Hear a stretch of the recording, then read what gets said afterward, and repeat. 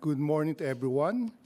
May I now present my paper concerning the liturgical inculturation and the Dominican rituals after the Second Vatican Council. After the Second Vatican Council, the Order of Preachers was very much aware that a renewal of its liturgy was needed to bring into line with the liturgical changes of this council. The 1965 General Chapter of the Order held in Bogota, Colombia, agreed that Dominican liturgical rite be maintained but adapted in keeping with the new Roman rite, even though the latter had not yet been completed. The same is true with the 1968 General Chapter in River Forest, USA, and the 1971 General Chapter in Tala, Ireland, particularly asked that the new Roman rite be adapted in such a way as to retain the liturgical elements that are unique to the Dominican tradition. In other words, we can say that the order needed to update and at the same time adapt its rite according to the Roman rite, and at the same time, it wished also to maintain some elements of the Dominican rites which were properly its own. In this process, we can say that the important relationship between sound tradition and legitimate progress in the liturgy, which Sacrosanctum Concilium No. 4 spoke about, was maintained. These three general chapters gave the mandate for the beginning of the liturgical renewal according to the spirit of the Council in the Order of Preachers. While on April 18, 1973, the then Master of the Order, Father Aniceto Fernandez O.P., created a special liturgical commission called the Amato Commission, named after his head as mandated by 1971 General Chapter in Tala. And we can say that from that time, from 1973 to 1974, the Amato Commission made an inventory of the rites, the texts proper to Dominican derived from the Asian tradition. It also evaluated the liturgical, historical, and traditional values of these proper elements and the possibility of maintaining them. And for that matter, during the 1974 General Chapter in Madonna dell'Arco in Naples, Italy, the chapter fathers approved the document submitted by this commission and mandated the Master of the Order to take the step necessary to have them approved by the Sacred Congregation. Therefore, on June 4, 1976, the Order presented this document entitled De Quibus Dam Elementis Peculiaribus Ritus Nos Reservadis et ad libitum adembendis to the Sacred Congregation for the Divine Worship, and it was officially approved on July 25, 1977. In 1984, so around 7 years after, a liturgical commission was created with Father Vincenzo Romano as its head, and they published the proper rituals for the order was one of the objectives of this newly created liturgical commission, with the proper of the saints and blesseds of the order to be the priority. And for this matter, the supplements to the Liturgy of the Hours and the Missal and Lectionary were the first one to be published. The next liturgical rites to be renewed were those rites related to the regular life of the Dominican community, including first, the rite of initiation into the Dominican life, composed of the rights of visitation and profession. Secondly, the rights related to the normal community life and ministry under the supervision of the superior, ordo electionibus superiorum servandus, and benedictionale. And thirdly, the adaptation, the sacrament of the anointing of the sick and of funerals. The rites of reception and profession were the prime focus of the commission. As a concrete and detailed example of how the Dominicans proceeded with the liturgical inculturation of the Roman rituals after the council, I, at this moment, will present to you the Dominican rite of solemn profession. This is the topic of my doctoral dissertation presented to the University of Santo Tomas, Manila, Ecclesiastical Faculty of Sacred Theology, and San Beda University, Manila, Graduate School of Liturgy. For this paper, I am presenting a chapter of my dissertation. There are two inculturated rites of religious profession that have been published. The first one in 1973, and afterwards the one in 1999. At this point, I will present first the 1973 and afterwards 1999 Dominican Rite of Solemn Profession. Now you may ask, why is it that I'm dealing with the solemn profession? Why not simple profession or the rite of visitation? Because according to the famous liturgies who specialize in religious life and liturgy, Father Matias Auge, a clerician, he said that the rite of solemn profession is theologically the most distinctive and ritually the most complete of all the rites of religious profession. For that reason, or for this reason, I will now present first the 1973 Dominican Rite of Solemn Profession. We can say that there was an immediate response on the part of the order for the adaptation of the 1970 Roman Rite of Religious Profession. A group of Dominican liturgies led by Father Ascarius Dirks OP prepared the first proposed adopted rite, and it was submitted for approval during the 1971 General Chapter in Tala, Ireland. This same chapter revised, approved this rite, and submitted it to the Sacred Congregation to Divine Worship in 1972. However, the Sacred Congregation asked that further changes be made, and the rite was finally confirmed at interim by the same congregation in 1973. So those are the things that happened because of that, no? And for that matter, when you say that it is confirmed ad interim, the meaning of that is that the said rite could be used for the time being by the Dominican friars, but full authority for its use was not yet given. So that was the status of the 1973 Dominican Rite of Religious Profession. Now, to give you a glimpse of what are the contents of this 1973 Dominican Rite of Solemn Profession, I give you some of the highlights.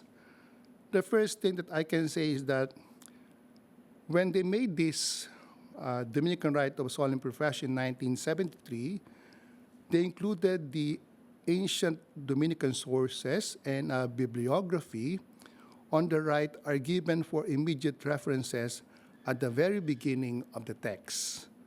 So the sources are given, bibliography are given, so that people will be guided for the things that will be adopted, things that should be maintained, coming from, the ancient rite of profession of the Dominicans.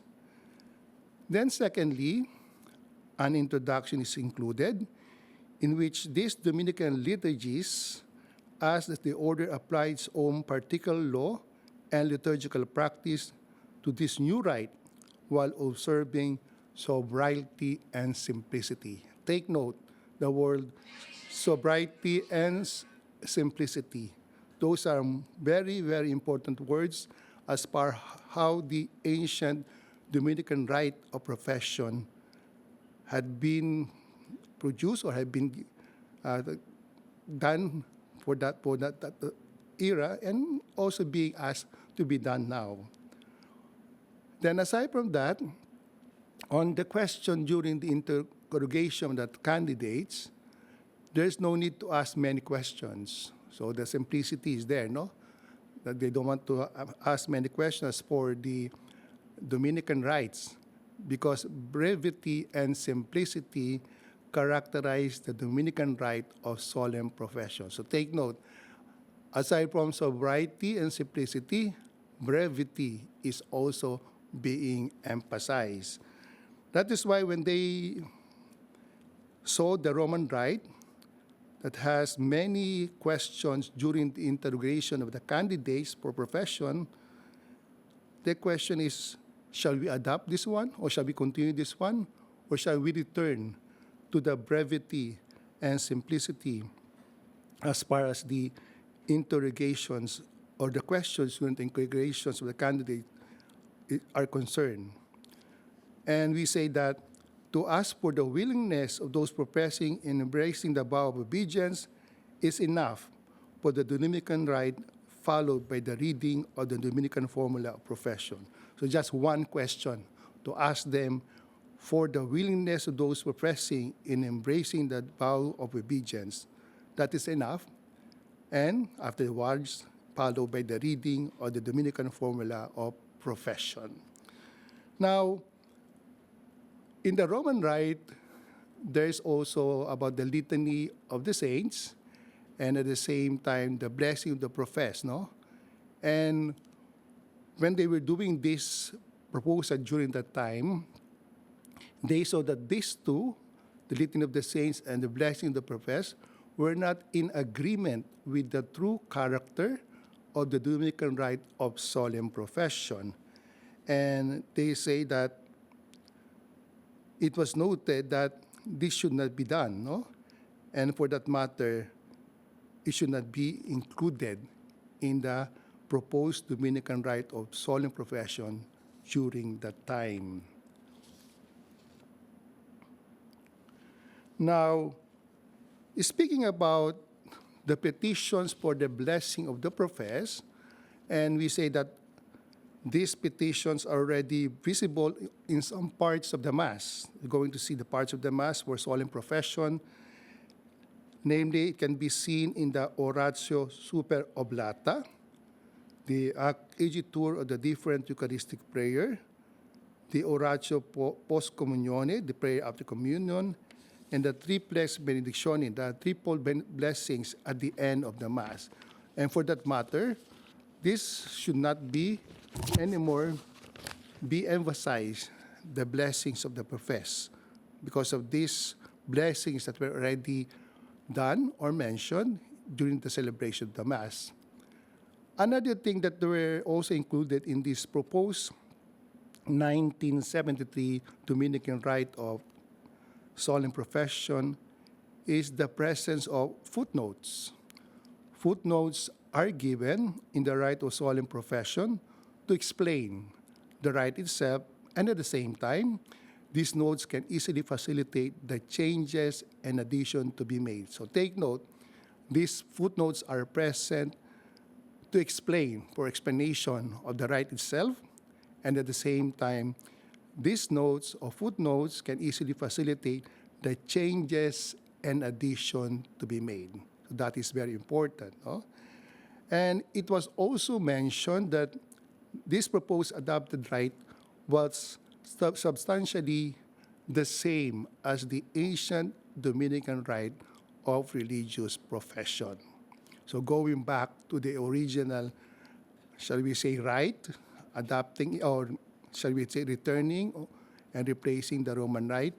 So this is very important also to emphasize, no, what the Dominicans wanted to do and to explain why we have to do this kind of adaptation.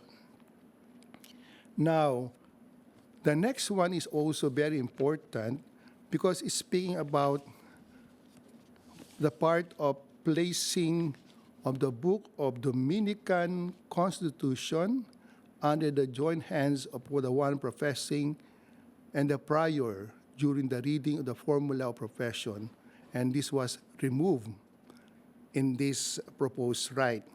Now you may ask, why is it that this group of Dominicans, the liturgies, the Dominican liturgies, was proposing this kind of removal? As mentioned in a letter to the Secretary General of the Order of Preachers dated December 21, 1972, the head of this commission, the Liturgical Commission, Father Dirks, responded to an inquiry concerning the placing of the Book of Dominican Constitutions under the joint hands of the prior and the one professing during the reading of the formula of profession. He explained that this was omitted by the 1971 Capitular Liturgical Commission.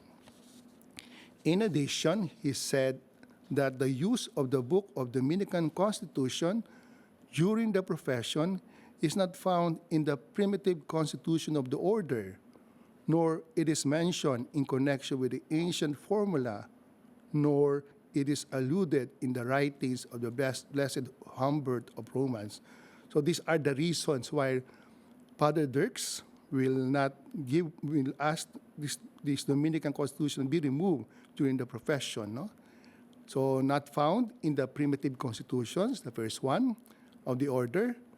Second, is not mentioned in connection with the ancient formula. And thirdly, it is alluded, is not part of the writings of Blessed Humbert of Romans. So for that matter, Father Dirks will say that it is not required, it was not required to use the Book of Dominican Constitution during the reading of the profession. Furthermore, he also said that this removal of the books of Constitution for the Dominican rite of profession follows the wishes of the Sacrosanctum Concilium number 18, the 1971 Dominican General Chapter, and the Sacred Congregation for Divine Worship to have a simple rite of profession. So again, emphasizing the simplicity of the rite of the Dominican rite. Now, there's a rubrics what also included in this 1973 Dominican rite of solemn profession that would mention these two rubrics. The first one, vel alio modo se habeant, meaning, the meaning of this term is that they can say it in another way, or they can do it another way, shall we say. And the other one is, his vel similibus verbis. You can say it in another words, no? And these are included in this rite to emphasize that there's also a leeway of how to express in words and action things being done in the rite of solemn profession. And this is also very important for all of us, no? How we see these rubrics. And we can see here that, for example, the time when the one professing will have the prostration before the prior. At the beginning, the one doing the profession is given the, shall we say, the freedom of how they will make the prostration. When the prior will ask, what do you ask? And then the one professing will say, God's mercy and yours. And that for that time, after that, the one professing will prostrate, And how it will be done, the one manner, they're also given leeway of how it to be done. So that's one rubrics for vel alio modo se habeant, no? And the other one, about the words to be used, and during the interrogation of the prior, this implies that the question asked can be expressed in other words. No, it's not limited of what is just written in the Roman Rite or what is being given the Roman Rite, but you can also express it in other way that would express the meaning of that question. No? So that's concerning the rubrics. And we can also say that there's also a leeway given by these Dominican rites as to the words, take note, words, prayers, and action to be used. And this is based on the guidelines given by the rite of Roman Rite of religious profession, and the document, the Indicación por Adopción de Ordo Professionis Religiose, as to the adaptation of the rite. And for that matter, if you're going to follow this one, the proper elements of the Dominican order can be integrated in this adapted rite. So take note, the proper elements of the Dominican order can be integrated in this adapted rite. Now, one important thing that you can also notice in this 1973 Dominican Rite of Solemn Profession is the presence of explaining notes at the end of the rite. And these explaining notes, they elaborate some important clarification and explanation concerning the evolution of Dominican Rite. And the one example will be number 5 of this one. It's very significance, as it gives certain freedom to the different Dominican provinces to include or integrate other elements proper to Dominicans to the present type if they think they are necessary.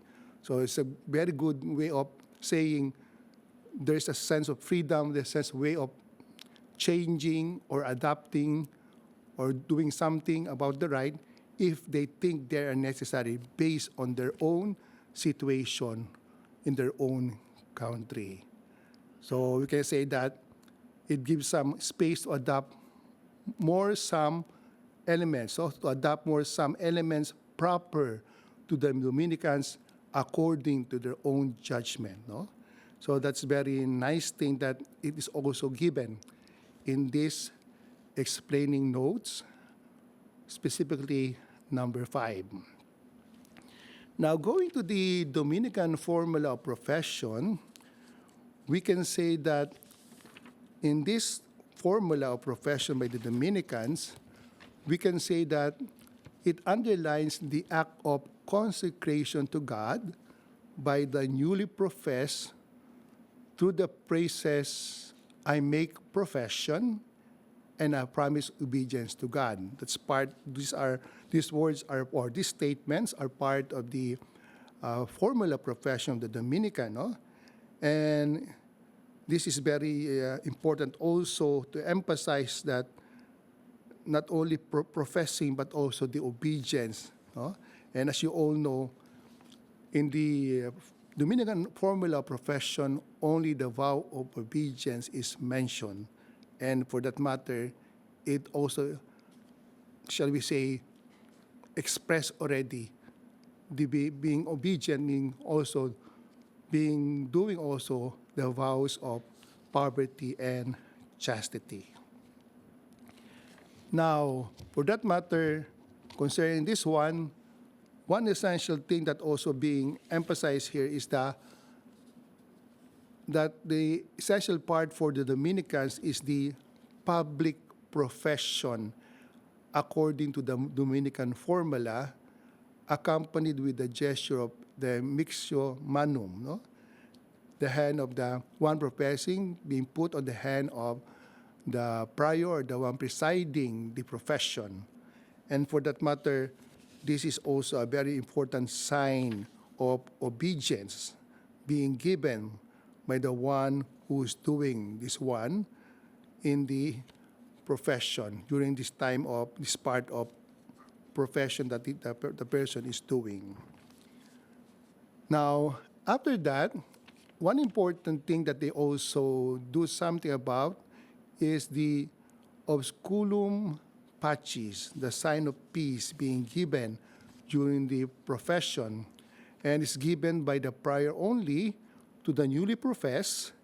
And this is a Dominican tradition which is found already in the early documents of the order, specifically the Directorium of Codex Rothenensis, which around the 13th and 14th century. It was already mentioned the importance of this osculum pacis, or sign of peace. And this sign of peace is a sign of obedience and at the same time loyalty to the newly professed, to the order.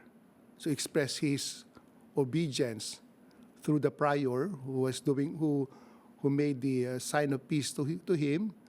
And after the act of profession, this obsculum pacis reinforces, take note, reinforces the vow of obedience of the newly professed to the order through the prior. So that's how important this sign of peace being given by the prior to the newly professed.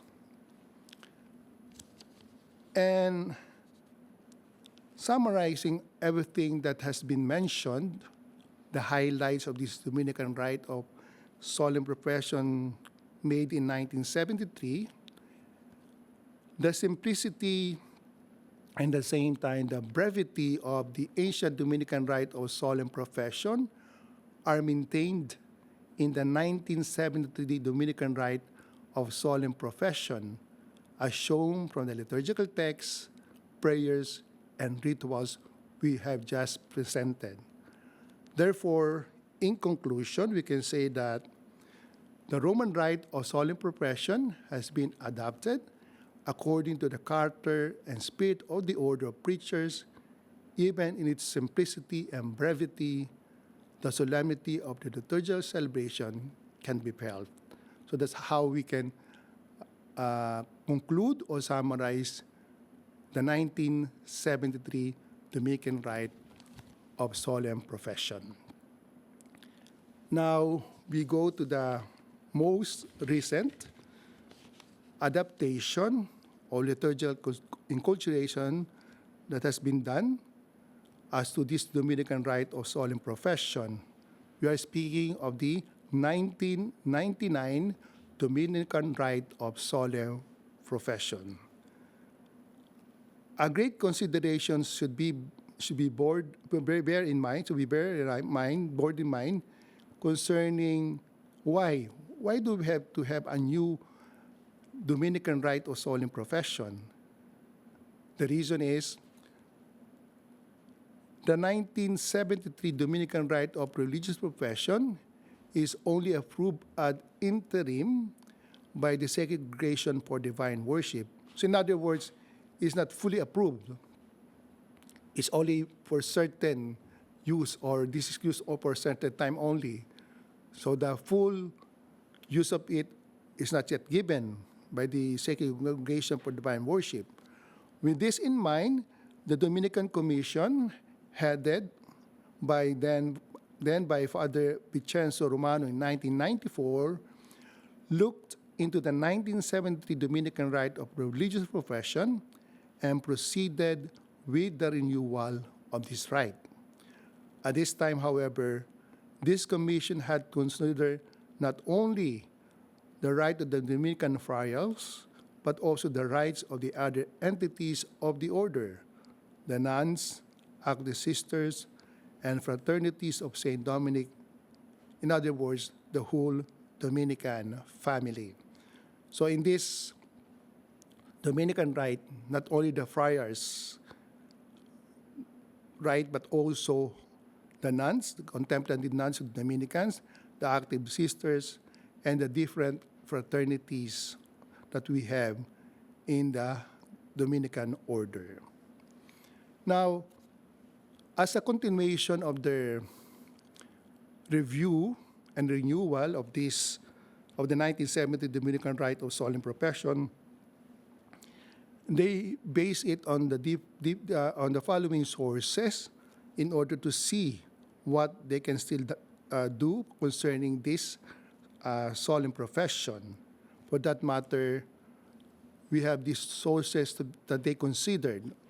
Sources from the ancient traditions of the Dominican order, new constitutions, if there are new constitutions, not only from the friars, but also from the different nuns and the active sisters and fraternities. Then thirdly, the results of the prior consultation made among the Dominican provinces or Dominican friars were also studied. And here you can see the meeting of tradition and present concerns of the Dominican order. Now, the other things, aside from that, there's a fourth one. They also considered the general principles of the document of the Church after Vatican II. And there are so many, shall we say, so many bases for these documents. The documents, the Sacrosanctum Concilium concerning liturgical matters. Then secondly, the Lumen Gentium and Perfecte Caritatis for religious life. Gaudium et Spes in relation with the present world. And other documents, norms, and directives on the religious life after the council coming from the Holy See. So those are also the sources that they use in this renewal of the rite. Then, furthermore, it also speaks about the manner of presenting this rite. And the historical, theological, and liturgical aspect of this rite will be presented as they go on examining this one. And while the rite of Dominican friars serve as the primary basis of other rites, variation for each entity can all be seen to point out the elements proper to it. And secondly, they also asked the experts and representatives of the Dominican friars. They were also asked to go through the draft of the rite before it was sent to the master of the order, and they considered the responses of these people when they returned those consultation or those questions that they asked from them. Now, if you're going to see how was this 1999 Dominican Rite of Solemn Profession or religious profession, shall we say, walk through in order to have a new one in 1999. So first, in October 24, 1996, the final draft was sent to the Master of the Order at that time, Father Timothy Radcliffe, for approval of the rite. Then in March 3, 1997, some months after, it was fully approved by him, this rite of religious profession. Then thirdly, on June 12, 1997, so some months later, the rite was presented to the Sacred Congregation for Divine Worship and the discipline of the sacraments for its confirmation. And afterwards, on March 25, 1998, this is very important for us Dominicans, the decree of confirmation and approval of the Dominican Rite of Religious Profession was given for this Dominican Rite of Religious Profession.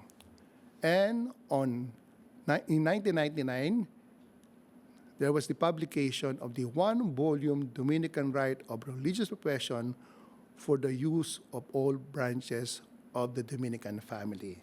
So those are the important dates of how this Dominican Rite of Religious Profession 1999 was able to produce or publish. Now, to give you an idea of the content of this 1999 Dominican Rite of Religious Profession, which is very important for us today, I give you some of the important things that were said in this 1999 Dominican Rite of Solemn Profession or Religious Profession. First, there is the presence of prenotanda, or shall we say, introductio generalis, general introduction, which is not present in the 1973 Dominican Rite of Religious Profession. But in the Roman Rite of Religious Profession is present, but in 1973 Dominican Rite of Religious Profession, it was not present. But here, in the 1999 Dominican Rite of Profession, there is the presence of the prenotanda or introductio generalis. Now, you may ask, what's the importance of this one? It's not a simple introduction. I always say it here, this one in my class, in the introduction to the liturgy and introduction to the sacraments, that this is just not a simple introduction. Because in this introduction, it speaks about the theology, the spirituality, the pastoral aspects, not only of the rite, but more so of the, shall we say, religious profession. So in other words, it's a holistic treatment. It's not a simple introduction. And at the same time, it also speaks about the rubrics. But more so, my important thing here that the prenotanda not only appear even of the Roman rites, of the other rites after Vatican II, they emphasize the importance of this prenotanda or general introduction, like the GIRM for the Mass, and the others introduction in other sacraments or rites of the sacraments. They speak about the theology, spirituality, and pastoral aspects of the rite itself or of the sacraments. So that's very important. And for that reason, the Dominicans also included this general introduction. And what we can say about this introduction, first, there's a maximum sobriety in the text of the rite, as it respects the limit given by the Roman Rite of Religious Profession. So maximum sobriety. So the sobriety is there. Only essential footnotes were allowed, and the general laws of the Church on religious life are always noted in order to be consistent and in view of the presentation and approval of this rite by the Holy See. So the general laws of the Church on religious life were also given importance. Now, in paragraph 1 and 2 of this general introduction, it speaks about evangelice vitae, about evangelical life. And he says here that the order of preachers is a form of evangelical life to answer fully the baptismal consecration that the members of this order receive. In this way, they can achieve the perfection of Christian life and the love of God and neighbor. The living of the evangelical councils and the religious profession leads them to commit themselves deeply to the service of God, to dedicate themselves wholly to the following of Christ in the order, and to give themselves in a special way to the church. So in other words, the complete response to this special vocation is based on the character and mission of the Dominican order. So take note of that. The concrete response to this special vocation, the evangelical life, is based on the character and mission of the Dominican order. They will preach the gospel for the salvation of souls, which is the character and mission of the Dominican order. Okay. So, in another paragraph, it speaks about the liturgical tradition of the order. It is true that the Dominican have had their own liturgy, but in the course of time, they knew how to adapt and adjust to the need and changes of the time. In a similar way, this Dominican rite of religious profession is being renewed and adapted to the present time. If you are familiar with the other rites before Vatican II, one of the rites that was also present at that time was the Dominican rite. And we give that up after the Vatican II to give way to what Sacrosanctum Concilium and the Vatican II has spoken concerning emphasizing the giving up, not really giving up, but give way to this Roman rite that are being renewed or being revised. So in that way, in the same way, we responded to this call to emphasize the Roman rite, and we have given up the Dominican rite that we have. For sure, those who were the Dominicans before Vatican II experienced the Dominican rite, but of course, especially in the U.S. and in Europe, some of our priors are also celebrating the Dominican rite. But I myself haven't celebrated it. And I think this one rite that is also very important, but at the same time, we gave that up in order to give way to the renewal, updating of the Roman rite that we have now, including the Dominican rite or the rite of religious profession. Then paragraph 4 to 8, they speak about special character of the Dominican profession. And the very act of the Dominican profession is a kind of spiritual consecration. And for that matter, there is no formula blessing or consecration for the newly professed in the tradition of the order. So take note, there is no formula blessing or consecration for the newly professed in the tradition of the order. And in addition, only profession of obedience is made as one professing offer himself to God, to the Blessed Virgin Mary, and to Saint Dominic. He also promises obedience to the Master of the Order and his successors, according to the rule of Saint Augustine and the constitutions of the Dominican Order. And furthermore, the other elements of the rite also express the uniqueness of the Dominican rite. Okay, so another thing is the gesture of immixio manum, the profession by hand, is also the manner of profession of the Dominican from the beginning until now, and that's also very important, no? And the mercy of God in the superior is asked at the beginning of the rite. And the question being asked, as mentioned, as given in this rite, is simpler, or in a simpler form. And the keys of peace is given only by the prior as a sign of acceptance to the order of the newly professed and of fidelity and obedience to the order by this newly professed.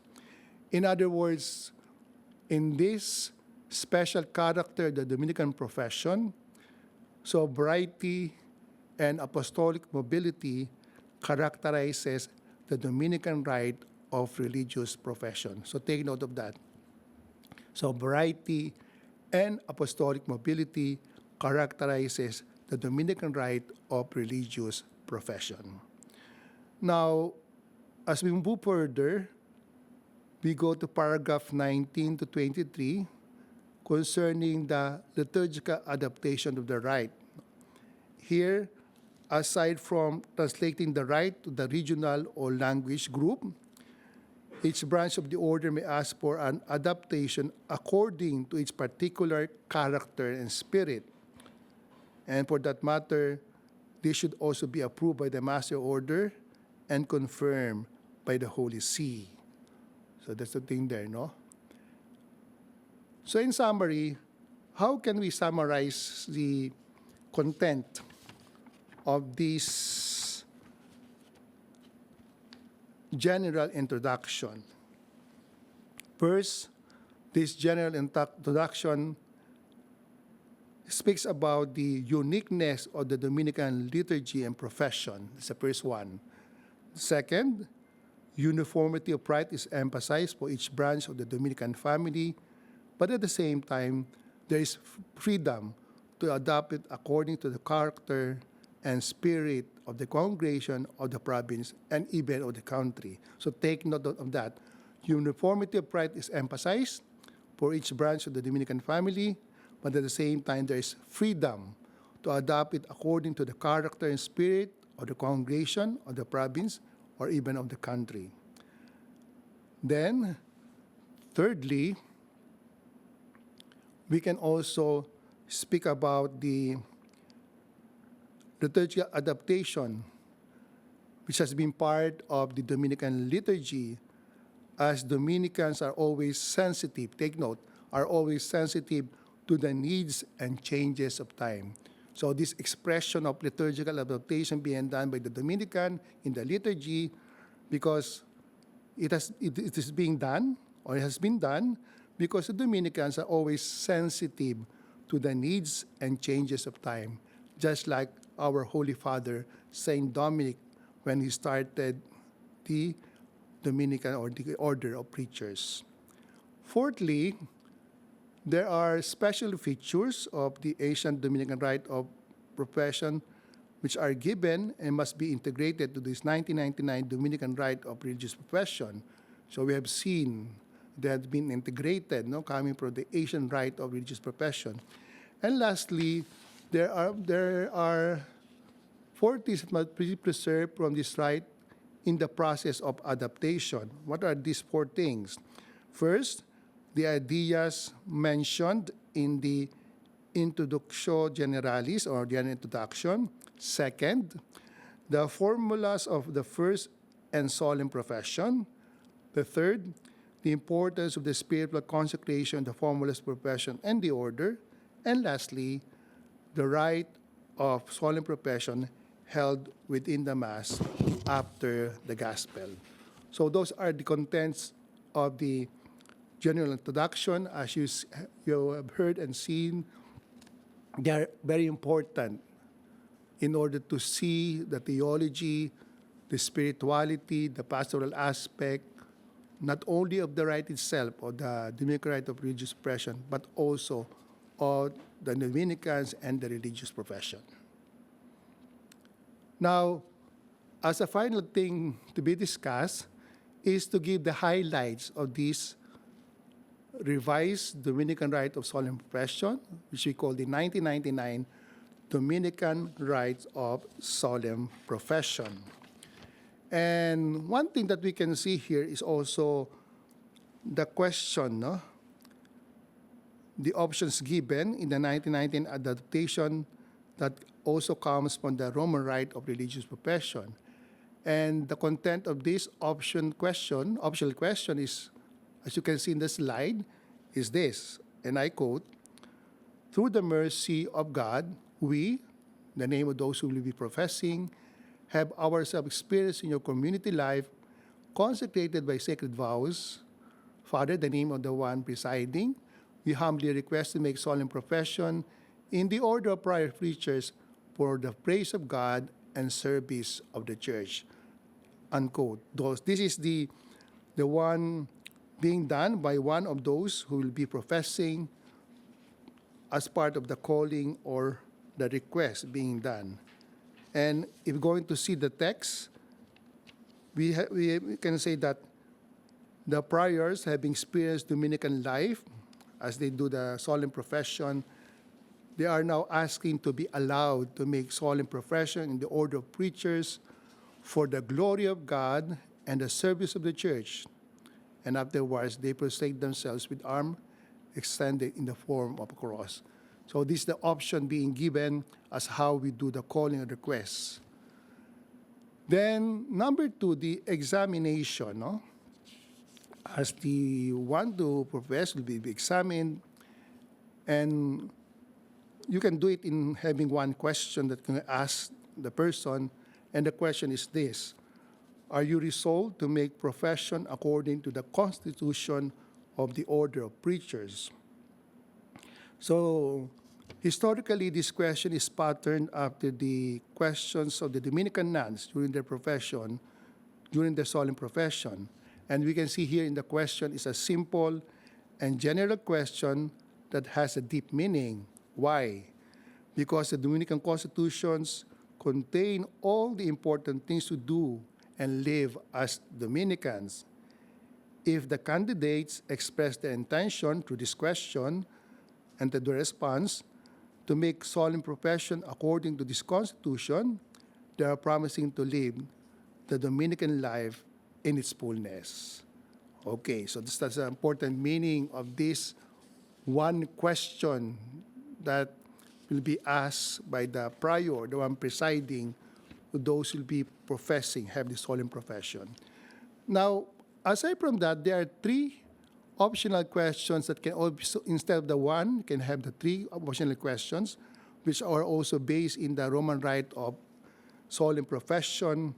And these three, we speak about, the first question is about the special consecration they're doing. So aside from being baptized, they're now having a special, the second baptism through this profession. The second one, it speaks about Dominican spirituality, Dominican charism and mission, and the love of God, of neighbor. And the third one is the charism and mission of the Dominican order and the grace of the Holy Spirit that will guide those who will make their solemn profession. So these are the three optional questions that can also be used instead of the one question that we had just mentioned. And these three optional questions are based also in the Roman rite of solemn profession.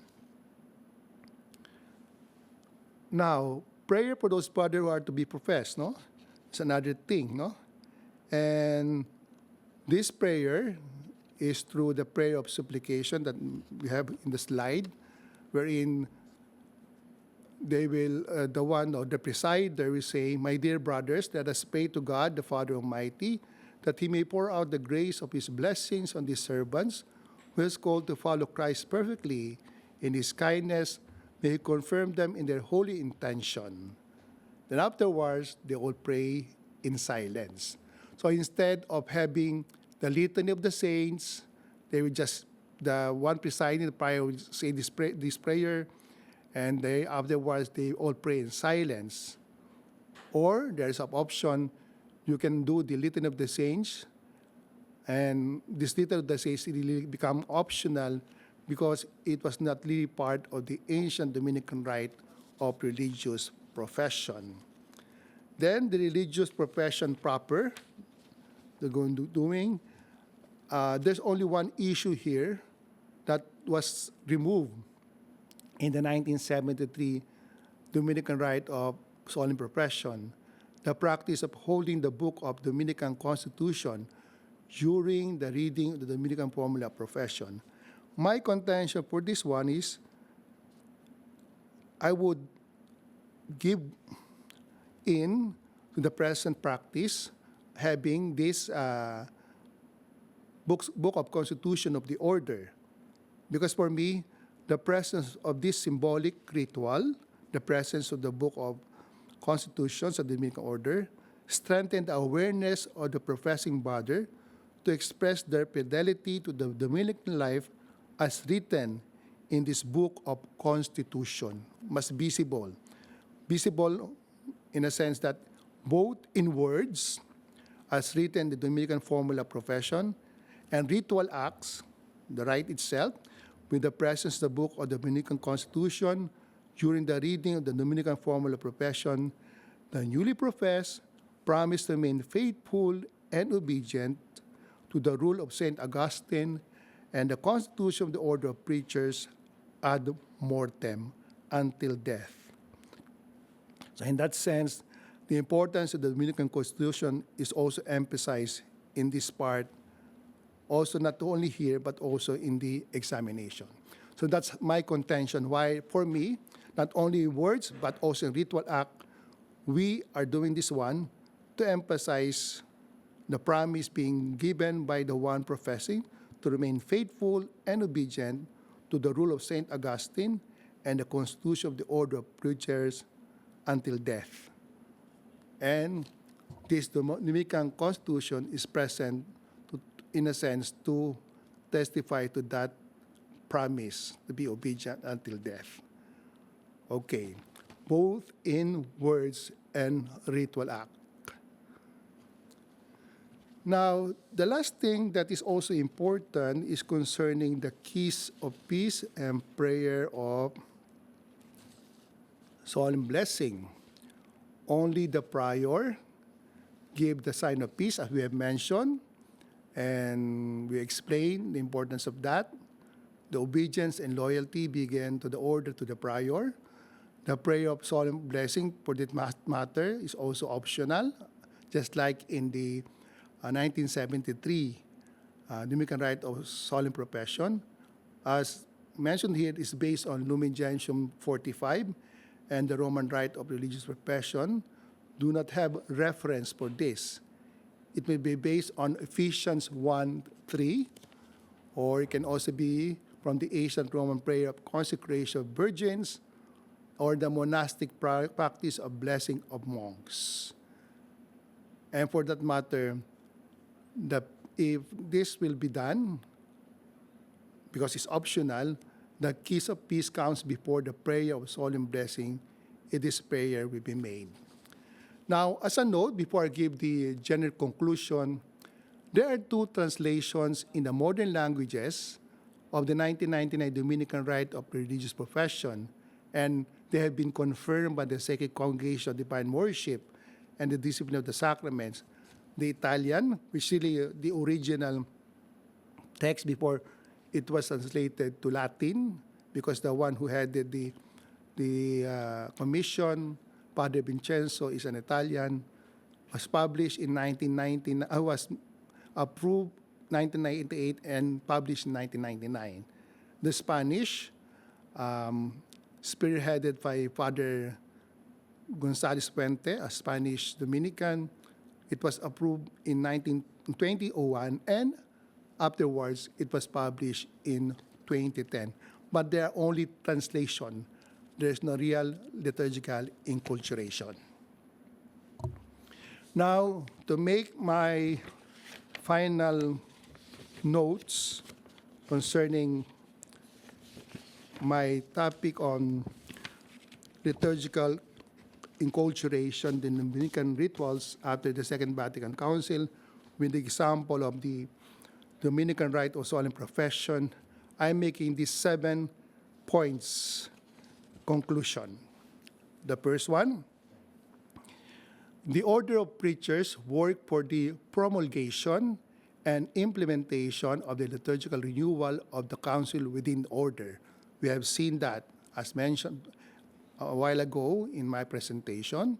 Second, 2 Dominican rites of solemn profession return to the ancient rite of religious profession, the one in 1973 and the one in 1999, and maintain, omit, replace, and make optional some of the prayers and rituals of the Roman rite of religious profession in order to express the character and mission of the Dominican order. Because that's the reason why we have to adapt it, so that the character, the mission of the Dominican order can be seen and can be expressed in the rite of profession. They also integrate some of the prayers and rituals of the Asian rite of religious profession within the Roman rite. And the purpose of these 2 Dominican rites is maintaining the simplicity, take note, brevity, and solemnity of the Asian Dominican rites of religious profession. Simplicity, maintaining simplicity, brevity, and solemnity. Thirdly, the 1973 Dominican Rite retained, omitted, or replaced parts of the Roman Rite and presented the Dominican character and spirit within the rite. So being faithful, how going to do the adaptation is you have to integrate, you have to present the Dominican character and spirit within the rite. The fourth one, the 1999 Dominican Rite retained, omitted, replaced, or made optional parts of the Roman Rite and preserved the Dominican character and spirit within the rite. So in combination of the Roman Rite and the Dominican Rite are shown to the Dominican character and spirit within the rite. Then fifthly, A 1973 Dominican rite is simpler and shorter in form than the 1999 Dominican rite, since it omitted the option for the calling or request and the examination, the litany of the saints, and prayer of blessings of the Roman rite. Sixth conclusion, the 1999 Dominican rite gives more leeway to those persons who will use its rite. And this, number 7, the 1999 Dominican rite is more open and flexible to the different mentalities of people who will use its adopted rite. Number 8, the Dominican tradition to have a simple, short, and solemn rite, and to express the Dominican character and spirit of preaching the gospel for the salvation of the souls in the rite is shown in both of these Dominican rites, the 1973 and 1999. I think this is very important, how we proceed, both 1973, 1999, how they proceeded in presenting and adopting the Roman rite. And lastly, this is very important, which is a challenge for all of us, for us Dominicans.